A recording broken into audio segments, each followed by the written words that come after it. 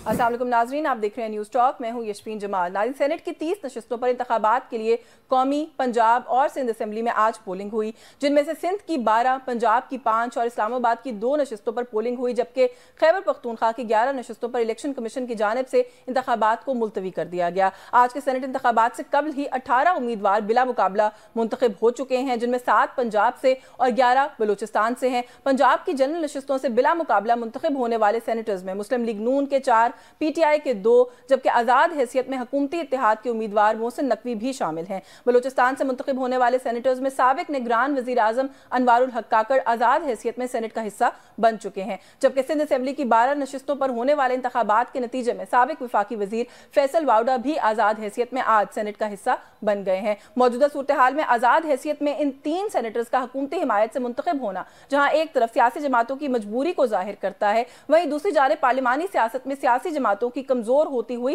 गिरफ्त की निशानदेही भी करता है। सेनेट इंतखाबात के इनेकाद के बावजूद सेनेट में 11 नशिस्तें ताहाल खाली हैं, जिसकी वजह से इलेक्शन कमीशन की जानिब से खैबर पख्तूनख्वा असेंबली के अपोजिशन अराकीन की दरखास्त पर इलेक्शन मुलतवी करना पड़ा। इलेक्शन कमीशन का इंतखाब मुलतवी करने की वजह बताते हुए अपने तहरीरी फैसले में लिखना है कि जब तक खैबर पख्तूनख्वा असेंबली के मुंतखब अराकीन की मखसूस नशिस्तों पर हल्फ बर्दारी नहीं हो जाती, तब तक खैबर पख्तूनख्वा से सेनेट की 11 नशिस्तों पर पोलिंग मुलतवी की जाती है। इलेक्शन कमीशन का अपने फैसले में मजीद लिखना है कि मखसूस नशिस्तों पर हल्फ ना लेने की वजह से आइन के आर्टिकल 218(3) में दर्ज इंतखाब में शफाफियत की शर्त पूरी नहीं होती और इलेक्टोरल कॉलेज नामुकम्मल होने के बायस सूबा खैबर पख्तूनख्वा में सेनेट के इंतखाबात का इनेकाद मुमकिन नहीं है। इससे कबल आज सुबह केपीके असेंबली के अपोजिशन अराकीन की जानिब से रिटर्निंग ऑफिसर को एक दरखास्त लिखी गई, जिसमें स्पीकर की जानिब से मखसूस नशिस्तों पर हल्फ ना लेने का बताया गया और साथ ये इस्तदा की गई कि क्योंकि स्पीकर असेंबली की जानिब से मखसूस नशिस्तों पर अराकीन से हल्फ नहीं लिया गया, लिहाजा असेंबली नामुकम्मल है, जिसके बायस सेनेट इंतखाब को मुलतवी किया जाए।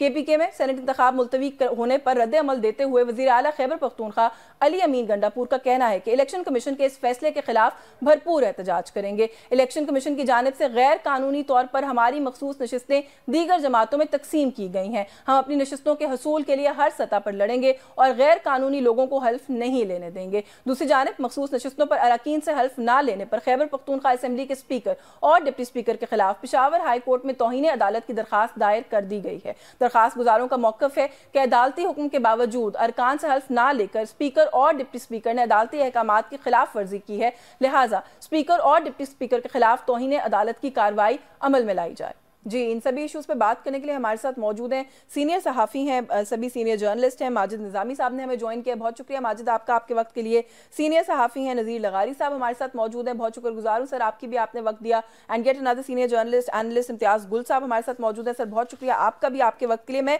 इम्तियाज़ गुल साहब सर आप ही से गुफ्तगू का आगाज़ कर लेती हूँ। बहुत सारे इशूज़ हैं आज के दिन के, उन पर कोशिश करेंगे कि आपसे राय लें आपकी, लेकिन सेनेट का जो इलेक्शन, एक तो ओवरऑल इस पूरे इलेक्शन को कैसे देख रहे हैं और इस इलेक्शन के अंदर शायद ये एक यूनिक बात सामने आई है कि आजाद उम्मीदवार जो हैं वो जीते हैं, इसको किस तरीके से देख रहे हैं? ये पार्लियामेंट्री पॉलिटिक्स की, पॉलिटिकल पार्टी ओरिएंटेड पॉलिटिक्स की कोई कमजोरी आपको लगता है कि सामने आई है, क्योंकि इट्स अ फर्स्ट प्रोबेबली कि इस तरीके से इंडिपेंडेंट कैंडिडेट्स जो हैं वो जीते हैं?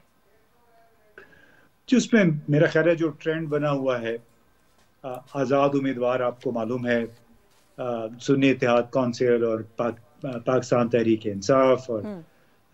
जो एक इस वक्त मसला बना हुआ है उसको सामने रखते हुए और जिस अंदाज में मैं समझता हूँ पाकिस्तान मुस्लिम लीग और पाकिस्तान पीपल्स पार्टी ने बड़े शाना बशाना होके इस्टेब्लिशमेंट का साथ दिया, उसमें बहुत सारे लोग हैं जो इंटरनली अंदर से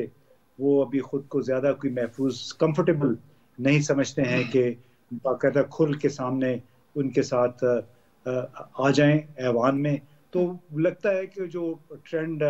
बना था आज़ाद उम्मीदवारों का आम इंतखाबात के साथ और इसके बाद से अब तक एक बहुत बड़ा तनाज़ा बना हुआ है, वो अभी तक मौजूद है। उसकी झलक हमने सेनेट के इंतखाबात में देख लिया। अब असल इसकी और वजूहात क्या है ये इस वक्त अभी कहना बहुत मुश्किल है, लेकिन ट्रेंड जो बना हुआ था, मैं समझता हूँ उसका ये इजहार है। अच्छा, लेकिन वो जो आज़ाद उम्मीदवार थे, जाहिर है ये और वो आज़ाद उम्मीदवार उस तरह से कंपेरेबल नहीं है जो सेनेट में अभी जीते हैं। लेकिन चले मैं ज़रा लगारी साहब से इसी इशू पर कमेंट ले लेती हूँ। लगारी साहब, किस तरीके से देख रहे हैं फैसल वाउडा साहब जो हैं वो सिंध से मुंतखब हुए? अच्छा, पाकिस्तान पीपल्स पार्टी जो है वो पहले पाकिस्तान तहरीक इंसाफ को कई ऑफर उन्होंने की कि हम आपकी हिमायत करते हैं, वो ऑफर एक्सेप्ट नहीं हुई तो उन्होंने कहा हम नून लीग की हिमायत करेंगे। अच्छा, सिंध के मामले में फैसल वाउडा साहब वहाँ से जीते हैं, आपके ख्याल में कैसे जीते होंगे सर वहाँ से? क्योंकि नदीम अफजल चंद साहब कहते हैं कि सब जानते हैं फैसल वाउडा कहाँ से आते हैं, तो ये कहाँ से आते हैं? आए तो वो सिंध से ही हैं। अच्छा, जो बताने वाले हैं, जिनके पास मालूमात हैं और जो जिनको पता है और जो घर वाले हैं उनको तो मालूम है, वो नाम नहीं ले रहे कि कहाँ से आए हैं वो। हम आपको बताएं, वो बादशाहों से आए हैं और कहाँ से आएंगे, तो वहां से आए हैं जहाँ से ताकत आती है, तो वो अपनी ताकत के जोर पर आए हैं, बलबूते पर आए हैं। और जैसे इम्तियाज गुल साहब ने कहा कि पीपल्स पार्टी ने ये सहूलत की है कि जनाब वो आ जाए तो आ गए। इसी तरह से वहाँ बलूचिस्तान से लेकिन बिला मुकाबला मुंतखब हो गए हैं जनाब नवाब ताकर साहब, आज साबिक वज़ीर आज़म। तो ये भी सियासी लोगों की जो सियासी लोग हैं उनकी इनायत से, उनकी करम से मुंतखब होकर आ गए हैं। और इस तरह से और बड़े बड़े मौजे होंगे सियासत के अंदर अगर सियासी लोगों ने अपना स्पेस इसी तरह से छोड़ने का सिलसिला जारी रखा, तो फिर वही लोग आएंगे जिनको नामजद किया जाएगा और इलेक्शन भी ऐसे होंगे कि फलां फलां फलां कामयाब, फलां फलां फेल। ऐसे ही होते हैं रेफरेंडम, अपना मिस्र में होते हैं, शाम में होते हैं, पाकिस्तान में भी 2-3 ऐसे ही रेफरेंडम हुए हैं जिनमें का रेफरेंडम हुआ था। सवाल ऐसा था कि सर में दर्द हो जाए, लेकिन जवाब में हाँ कहने का मतलब ये था कि झावड़ा 5 साल के लिए आ गए। मुशर्रफ का इलेक्शन हुआ, मुशर्रफ के इलेक्शन के सहूलतकार, सबसे बड़े सहूलतकार जो थे उनके रेफरेंडम थे वो जनाब इमरान खान साहब थे। इमरान खान साहब उनके चीफ पोलिंग एजेंट थे, उनने जितवाया था, लेकिन उन्होंने उनकी मतलूबा सीटें नहीं दी। वो तो उनको कहते कि आपके पास तो 10 सीटों का भी नहीं है, आप 10 सीटें भी नहीं ले सकते। वो तो एक ही सीट ली थी और उस एक सीट को भी लेने के बाद उन्होंने काम मुशर्रफ साहब रख दिया था, इसलिए कि मुशर्रफ साहब के उम्मीदवार जो थे मीर रफुल्ला जमाली थे जो मुस्लिम लीग काफ की तरफ से थे और एक वोट से वो जीते थे और वो एक वोट जनाब इमरान खान का था, बानी पीटीआई का। तो ये तो इस तरह से होता रहता है, सियासी अमल यही है। और 2002 का इलेक्शन भी हमारे सामने, वो रेफरेंडम भी हमारे सामने है, इलेक्शन भी हमारे सामने है और आज के जो इलेक्शन हुए सर पीटीआई ने खैबर पख्तूनख्वा में जीती है, उसके पास अपना निशान नहीं था, लेकिन फिर उन्होंने जिस तरह से अपने आप को मैनेज करने की कोशिश की कि जमात इस्लामी जाते हैं, ये मजलिस मुस्लिमीन जाते हैं, ये सुन्नी,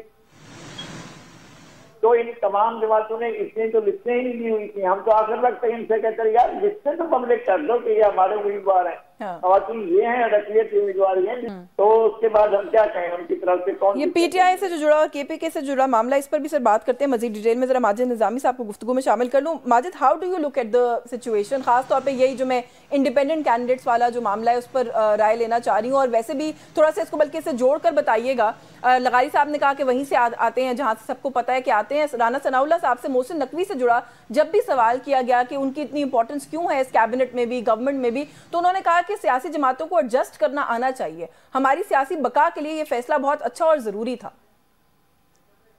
जी बहुत शुक्रिया। मुझे एक मित्रा कहने की इजाजत दीजिए कि जाने ना जाने गुल ही ना जाने, बाप तो सारा जाने है। मामला ये है कि गुज़िश्ता 5 से 10 सालों में मुंतखब अफराद और गैर मुंतखब अफराद की जो एक कशमकश है या सर्द जंग है, उसके अंदर मुंतखब अफराद की स्पेस कम होती जा रही है। हमने देखा कि पीटीआई की गवर्नमेंट में फरोग नसीम ऐसे सेनेटर थे, ऐसे मिनिस्टर थे कि जिनके बारे में उनकी अपनी जमात एमक्यूएम ये कहा करती थी कि ये हमारे कोटे से वजीर नहीं बने। तो इसी के तसलसल के तौर पे मैं ये देखता हूं कि अब वो तादाद बढ़ के 3-4 पे आ चुकी है। फैसल वाउडा है, मोहसिन नकवी है, अनवारुल हक काकड़ हैं। तो ये ऐसे लग रहा है कि जैसे सियासी जमातों की स्पेस कम होती जा रही है। और पहले तो जो गैर मुंतखब अफराद हैं वो पहले कोनों खुदरों में छुप के बैठ के मशवरे देते थे, कान में सरगोशी करते थे, लेकिन अब उन्होंने भी अपने कैंडिडेट्स को सामने लाना शुरू कर दिया है। तो सियासी जमातों ने ओवरऑल गुज़िश्ता 10 साल में उनके साथ जो कुछ हुआ है अदालतों के जरिए, इंतजामिया के जरिए, उसके बाद शायद उन्होंने ये, जिस तरह आपने राना सनाउल्लाह की बात की, उन सब ने कहीं ना कहीं ये सोच लिया है कि अब हमारी स्पेस कम हो चुकी है, और हमें अपने सर्वाइवल के लिए कुछ ना कुछ बात को मानना पड़ेगा। लेकिन उसका फायदा तो कोई नहीं। राना सनाउल्लाह साहब ही मजीद आगे चलकर ये भी फरमाते हैं कि कोई बात नहीं, आज हम यहाँ पर हैं, वो अंदर हैं, कल वो यहाँ होंगे, हम अंदर होंगे, ये सिलसिला चलता रहेगा। जी बिल्कुल, यही अफसोसनाक मामला है कि जब एक सियासी जमात मुश्किल में होती है तो दूसरी सियासी जमात या उसके हामी जो है वो इंजॉय कर रहे होते हैं, वो खुशी मना रहे होते हैं, वो गैर कानूनी गैर आईनी इकदाम की हमायत कर रहे होते हैं। और ये सर्कल इसी तरह आपने देखा कि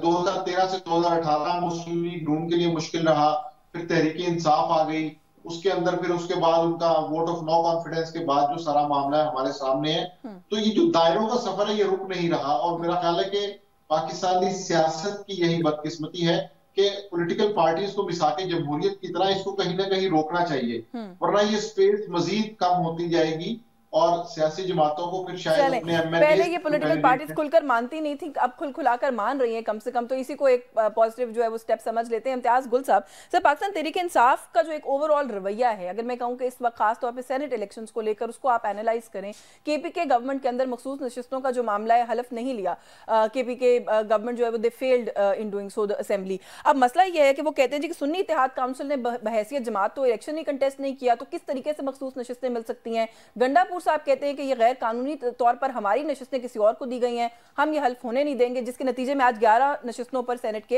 इलेक्शन नहीं हो सका। आप इसको कैसे देखते हैं? देखिए, मेरा ख्याल है हम कोई कानूनदान नहीं है, उसमें बहुत सारी इस पे बहस उनके पार्टी के लोगों ने भी की है, वकीलां ने भी की है। उसके बाद आपने देख लिया अदालतों ने अपने फैसले भी कर दिए हैं, और बुनियादी तौर पे